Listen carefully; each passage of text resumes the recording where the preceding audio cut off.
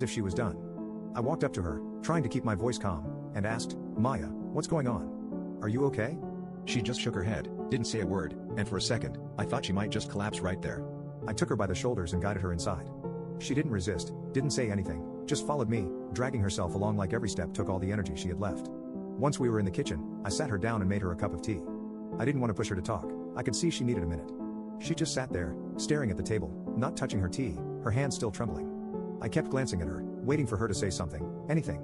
The whole time, I was racking my brain, trying to figure out what could have happened between her and Tina.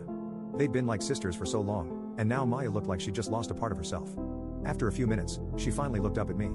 Her voice was barely a whisper when she asked, "Did you know?" I had no idea what she was talking about, so I just looked at her confused. She took a deep breath and then slowly, she started telling me everything.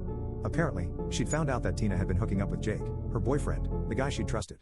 She told me she found out by accident, a voicemail that Tina left on Jake's phone. Tina, my own daughter, had left a voicemail for Jake, not realizing Maya would hear it. I felt a chill go down my spine just hearing it.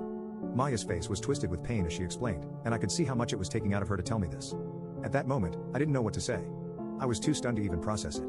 Tina, my daughter, who I thought knew better than to hurt her best friend, had been sneaking around with the guy Maya cared about. It felt like a punch to the gut, and I could only imagine how Maya was feeling, having to confront this betrayal from both her boyfriend and her best friend.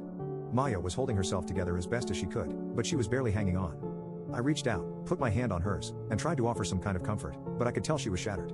She told me she'd found out the day before, that she hadn't been able to sleep, that she'd been going over and over it in her mind, trying to make sense of how this could have happened. It was a mess, and it was so much worse than I'd ever imagined. I kept thinking back to those moments I'd noticed Tina acting strange around Jake, all the little signs I'd ignored or brushed off as teenage crushes.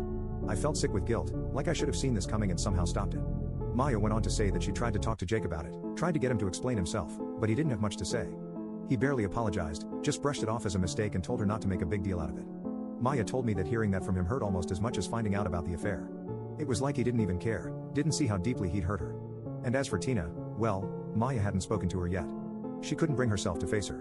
By this point, I could tell Maya had said all she could, and she was just sitting there looking drained, like she had nothing left in her.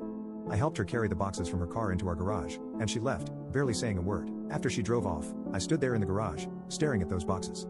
It felt surreal seeing all these little things that belonged to Tina, from when she and Maya were kids, old toys, trinkets, photos, little mementos they'd collected over the years. I remembered Maya bringing over that stuffed bear for one of Tina's birthdays, and now here it was, tossed into a box like it was just some meaningless item. It was like Maya was trying to erase every memory they'd made together, and honestly, I couldn't blame her. I stayed in that garage for a long time, thinking. I didn't know what to feel, anger, disappointment, sadness.